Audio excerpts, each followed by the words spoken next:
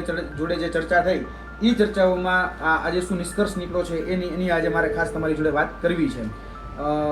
સૌપ્રથમ જે મુદ્દો હતો જે સીસી મુખ્ય પરીક્ષાને લઈને, તો એ સીસી મુખ્ય પરીક્ષામાં ક્યારે આવશે, બરાબર? તો એ જે પ્રશ્ન હતો એમાં ઓફિશિયલ અધિકૃત રીતે જે જવાબ મળેલા છે એ અધિકૃત જવાબોની આજે હું તમારી સમક્ષ ચર્ચા કરી રહ્યો છું. જેમાં અમારા દ્વારા સાહેબને જે પ્રશ્નો પૂછવામાં આવ્યા, બરાબર, ઘણા બધા ઓન ધ રેકોર્ડ ને ઘણા બધા ઓફ ધ રેકોર્ડ, તો તેમાં સાહેબનું એવું કહેવાનું છે કે ભાઈ જવાબદાર જે અધિકારીઓ છે એમનું કહેવાનું છે કે સીસી ગ્રુપ એ અને ગ્રુપ બી એ જે 2 તબક્કાની જે પરીક્ષાઓ લેવામાં આવનાર છે એમાં 15 નવેમ્બર એ લોકો ગણતરી રાખી રહ્યા છે કે 15 નવેમ્બરની આસપાસ આ પરીક્ષા લેવાનું આયોજન થઈ શકે છે.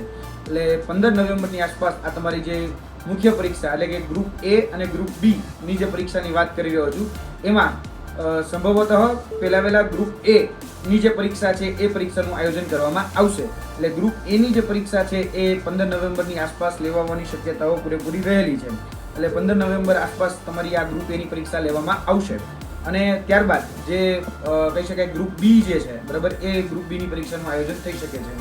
હવે આમાં ઘણા બધા વિદ્યાર્થી મિત્રોને જે પ્રશ્ન હતા એ પ્રશ્નોની ચર્ચા આજે અમે આવેદનપત્રના ભાગરૂપે પણ કરી છે. અને સીબીઆરટી પદ્ધતિમાં જે નોર્મલાઇઝેશન થયું છે, નોર્મલાઇઝેશનમાં ઘણા બધા વિદ્યાર્થીઓ છે એને સંતોષ હશે, ઘણા બધા વિદ્યાર્થીઓને અસંતોષ હશે. તો બંનેની વાત અમે ત્યાં રાખી છે, કારણ કે આજે જે પાસ આઉટ ઉમેદવારો પણ અમારી સાથે હતા અને ઘણા એવા પણ ઉમેદવારો હતા જે લોકો મળવા આવેલા હતા. એ બંનેની હું વાત કરીશ તમને, પણ પહેલા જે પોઝિટિવ વાત છે, જે સકારાત્મક છે, સકારાત્મક વાત તમારા સમક્ષ મૂકું.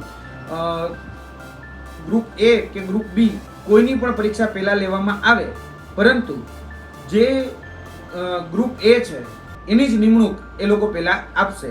એટલે ઘણી બધી વખત આપણે કહેતા હોઈએ છીએ કે ભાઈ ક્રમિક ભરતી થવી જોઈએ, જેથી કરીને ઉપરની કેડર જે પહેલા ભરાય તો નીચેની કેડરમાં લોકો પાછા ન આવે અને એમાં ડુપ્લિકેશન ન થાય. આપણે ઘણી બધી વખત એમાં એનો ભોગ બન્યા હોઈએ છીએ એટલા માટે.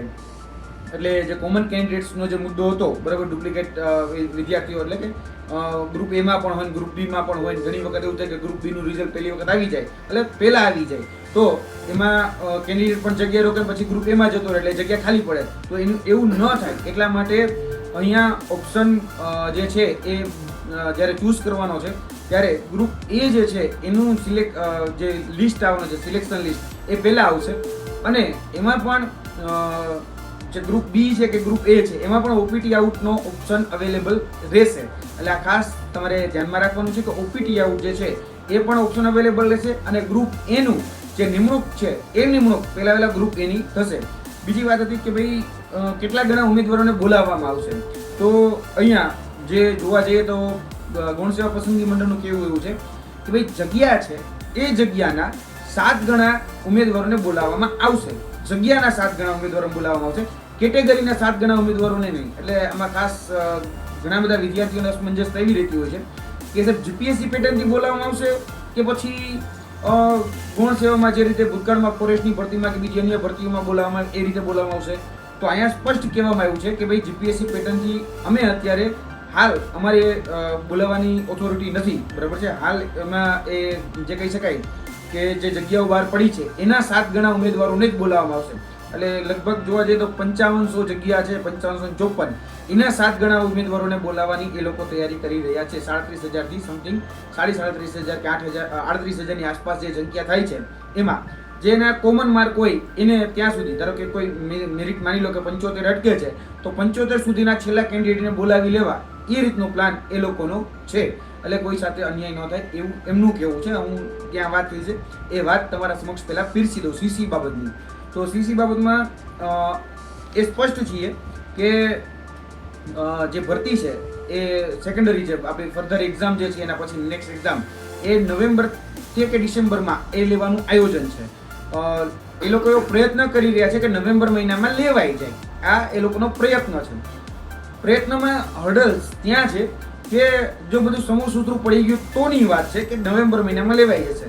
હવે અહીંયા ફરીથી તમારા ઓપ્શન એ ઊભા થશે અને એ છે ફોર્મ ભરવાના. હવે જે લોકોએ ભૂતકાળમાં ઓજસના માધ્યમથી જે રીતે ફોર્મ ભર્યા હતા એ જ રીતે મુખ્ય પરીક્ષાના ફોર્મ પણ તમારે અહીંયા ભરવા પડશે. એટલે 4 દિવસની અંદર એ તમારી મેરિટ યાદી જે છે એ મેરિટ યાદી તમારી આવી જવાની છે. લગભગ 14ની સાંજ સુધીમાં 14 તારીખની સાંજ સુધીમાં તમારી જે મેરિટ યાદી છે એટલે સીસીની જે મેરિટ યાદી છે એ મેરિટ યાદી આવી જવાની છે. અને Pick your preferred investment with Angel One. અમારા જે ઇન્ટરનલ ઇનપુટ્સ જે છે એ સ્પષ્ટ કહી રહ્યા છે કે તમારા માર્ક સાથેની પીડીએફ એ જાહેર થશે. જી હા, તમારા જે નોર્મલાઇઝેશન માર્ક છે એ નોર્મલાઇઝેશન માર્ક સાથેની પીડીએફ જાહેર થશે. પીડીએફ એટલે ભૂતકાળમાં એવું હતું કે આપણે આપણા જ માર્ક જોઈ શકીએ, એ પ્રકારેની હવે જે યાદી આવશે એ યાદીમાં તમે બીજાના પણ માર્ક્સ એટલે કે નોર્મલાઇઝ માર્ક્સ છે એ જોઈ શકશો અને કોમ્પિટિશનમાં કઈ પ્રકારે કેટલા ઉમેદવાર છે એ પણ તમે જોઈ શકશો.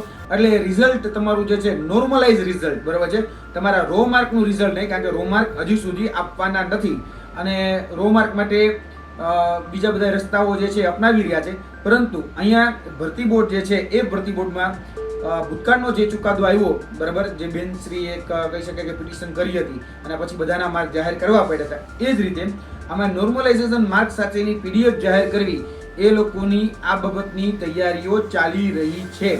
લગભગ 3 દિવસ જેટલો સમય એ એમાં જશે અને 3 દિવસ જેટલા સમયમાં તમે જે નોર્મલાઇઝ સાથેના જે માર્ક છે, જે ઉમેદવારો પાસ થવાના છે, જે મેરિટ યાદીનો જે કટ ઓફ હશે એની ઉપરના એટલે કે જે પાસ એટલે કે ફર્ધર એક્ઝામ માટે જે પાસ છે, હું એની વાત કરું છું. સિલેક્શનમાં અત્યારે જે ક્વોલિફાઈંગ પરીક્ષા લેવામાં આવી એ ક્વોલિફાઈંગ એક્ઝામમાં જે 7 ગણા ઉમેદવારોને પાસ કરવાની વાત હતી, એ 7 ગણા ઉમેદવારોના માર્ક્સ જે છે એમાં બતાવી શકાય એવું અત્યારે પ્લાનિંગ ચાલી રહ્યું છે. એટલે 7 ગણા ઉમેદવારોના માર્ક્સ એ તમામ ઉમેદવારો જે છે એ જોઈ શકશે.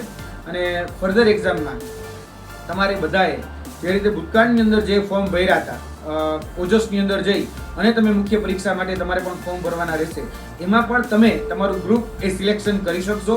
ઘણા એવા ઉમેદવાર હોય કે ખાલી ગ્રુપ એની અંદર એપ્લાય કરવા માંગતા હોય તો એ ગ્રુપ એ ની અંદર પણ એપ્લાય કરી શકશે. ઘણા એવા ઉમેદવાર હોય કે ફક્ત ગ્રુપ બી ની અંદર એપ્લાય કરવા માંગતા હોય તો એ પણ કરી શકશે. અને ઘણા એવા ઉમેદવાર છે કે બંને કોમન એક્ઝામ આપવા માંગતા હોય એ પણ એમાં એપ્લાય કરી શકશે. પણ હા, ભૂતકાળમાં તમે બંને ગ્રુપ એપ્લાય કરેલા હોવા જોઈએ તો જ એમાં આ ઓપ્શન છે એ અવેલેબલ રહેશે.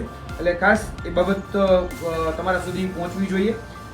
બીજી જે વાત હતી કે ભાઈ રમતગમતના માર્ક્સ જે ક્વોલિફાઈંગ પરીક્ષામાં ન ગણવા જોઈએ, આ માર્ક્સ ઉમેદવારોની અંતિમ પસંદગી સમયે ગણવામાં આવે જેથી વિસંગતતા પેદા ન થાય. હવે આમાં થયું છે એવું કે જે લોકોના સ્પોર્ટ્સના માર્ક છે તે માની લો કે કોઈ જગ્યાએ એવું બન્યું કે કોઈ ઉમેદવારે સ્પોર્ટ્સના માર્ક ખોટા આપી દીધા અથવા તો સ્પોર્ટ્સના માર્કનું એની પાસે સર્ટિફિકેટ જ નહોતું, એને એપ્લાય કરી દીધું કે ભાઈ મારી પાસે સ્પોર્ટ્સનું સર્ટિફિકેટ છે. તો એ લોકોને આગળ જતા કહી શકાય કે ઘણા બધા ભયસ્થાનો છે, ઘણી કહી શકાય કોર્ટ મેટર પણ એની પર થઈ શકે છે, કારણ કે ખોટી માહિતી આપવી, બરાબર, એ પણ ગુનો બને છે. એટલે કદાચ જે લોકોએ ખોટું ફિલઅપ કર્યું છે એનું ડોક્યુમેન્ટ વેરિફિકેશન પણ અગાઉ થઈ જશે. એટલે જ્યારે ફાઇનલ મેરિટ કાઉન્ટ થવાનું હશે ત્યાં સુધીમાં આમાં આ જે માર્ક જે છે એ કાઉન્ટ કરવા એ પ્રકારનો જીઆર એ મારા હાથમાં અવેલેબલ છે. આ જે જીઆર છે એ જીઆર તમે જોઈ શકો છો. આમાં જે હું તમને કહી દઉં છું કે 3 નંબરનો જે મુદ્દો છે એ 3 નંબરનો મુદ્દો એ સ્પોર્ટ્સના માર્ક માટે સ્પષ્ટતા કરતો મુદ્દો છે. જે લોકોને રમતગમતના માર્ક જે છે એ રમતગમતના માર્કની સ્પષ્ટતા કરતો આ મુદ્દો છે. એટલે ખાસ કરીને એ મુદ્દો એક વખત હું વાંચી જાઉં છું એટલે જેથી કરીને તમને ખ્યાલ આવે. બીજા બધા મુદ્દા વાંચવા જેવા જ છે. આ ઠરાવ જે છે એ ઠરાવ એટલે કે આ જે જીઆર છે ગવર્મેન્ટ રેઝોલ્યુશન એ હું તમને જ્ઞાન સાથીના માધ્યમથી આપી દઈશ. આ જીઆર જે છે એ તમે સાચવીને રાખજો, કેમ કે આમાં